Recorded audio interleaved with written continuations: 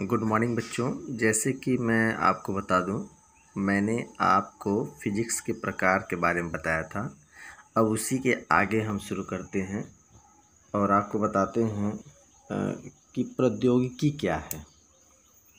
प्रौद्योगिकी यानी technology. Technology होता क्या है, जैसे कि मानव समाज में अगर हम अपने हाथों के द्वारा और बनाए गए कोई वस्तु का उपयोग करें और वो उपयोग हम अच्छे ढंग से करें और उससे हम कई लोगों के सामर्थ्य का ज़रूरत न पड़े तो उसे ही टेक्नोलॉजी कहते हैं। जैसे ट्रैक्टर है गए, एक व्यक्ति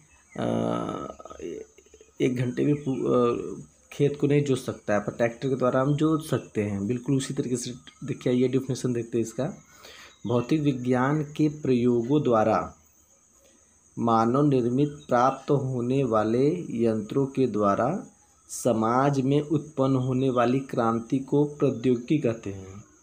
जैसे साइकिल बना, मोटर कार, स्कूटर, वायुयान, ट्रैक्टर इत्यादि ऐसे बहुत से हैं जो मानव द्वारा बनाए गए हैं और उसमें हमको क्या हुआ, कम समय में हम कहीं भी जा सकते हैं, आ सकते हैं। तो ये इस क्रांति को ही क्या कहेंगे, हम प्रौद्योगिकी कहते हैं। ठीक है।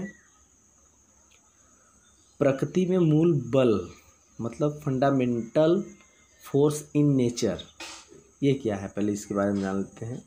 प्रकृति में प्राप्त मूल बल मुख्यतः 4 प्रकार का होता है।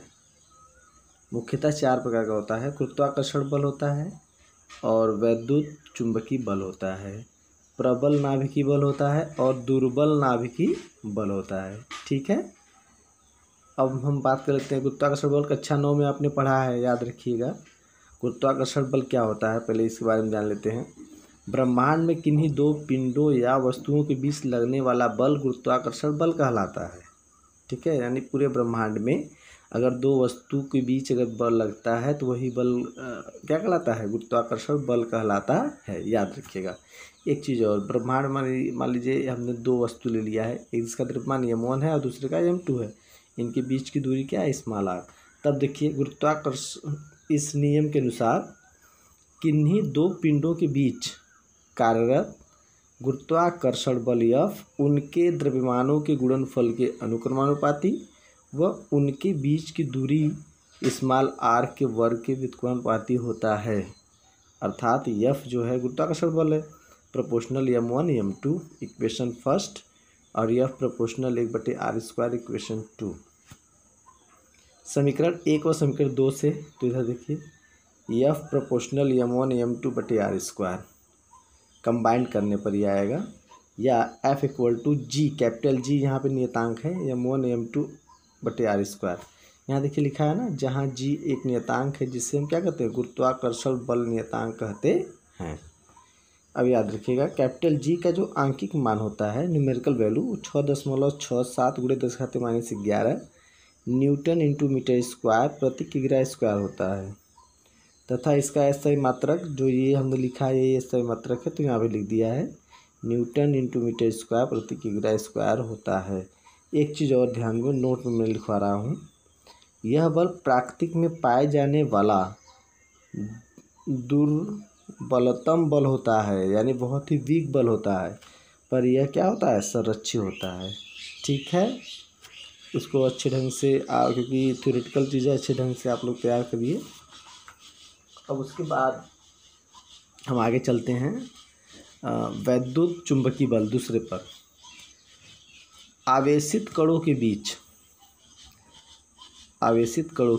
कार्यरत बल वैद्युत चुंबकीय बल कहलाते हैं। इस बल के कारण कूलाम का नियम बनाया था। आवेशों के बीच जैसे आकर्षण प्रतिकर्षण लगता है ना, तो उनके संबंध में कूलाम ने एक नियम प्रस्तुत किया था, इसे कूलाम का नियम कहते हैं। और ये वैद्युत चुंबकीय बल उसी आवेश पर और धारा के गुण पर निर्भर करता है। तो कूलाम के नियम के अनुसार देखिए बिल्कुल वही है, बिल्कुल वही फिगर है, जहाँ पे m था वहाँ पे q1 और q2 हो जाएगा। q1 q2 आवेश हैं। इस नियम के अनुसार किन्हीं 2 स्थिर बिंदु आवेशों के बीच कार्यरत वैद्युत बल F उन आवेशों के गुणनफल के अनुक्रमानुपाती तथा उनके बीच की दूरी r के वर्ग के व्युत्क्रमानुपाती होता है, अर्थात यह प्रोपोर्शनल Q1 Q2 समीकरण 1 और यह प्रोपोर्शनल 1/r स्क्वायर समीकरण नंबर 2। समीकरण 1 और 2 को कंबाइन करेंगे तो वही चीज़ Q1 Q2/r स्क्वायर। तो यहाँ पे देखिए, यहाँ F equal to capital K Q1 Q2/r square, जहाँ कैपिटल K एक नियतांक है, ठीक है। पर यदि हम कैपिटल K के स्थान पर 1/4πε0 K यहाँ स्मॉल K है हो तो F इक्वल टू क्या होगा 1/4πε0 K Q1 Q2/r स्क्वायर। एक K के स्थान पर मैंने ये रख दिया तो यहाँ पे होगा, जहाँ देखिए लिखा है ना 1/4πε0 एक नियतांक है जिससे वैद्युत बल नियतांक कहते हैं। क्या कहते हैं इसे? वैद्युत बल नियतांक।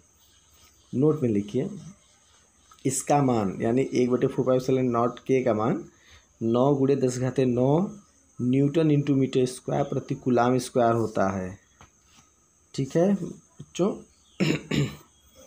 वैद्युत और एक चीज़ और, वैद्युत चुंबकीय बल एक संरक्षी बल होता है, यानी बिल्कुल गुरुत्वाकर्षण बल की तरह।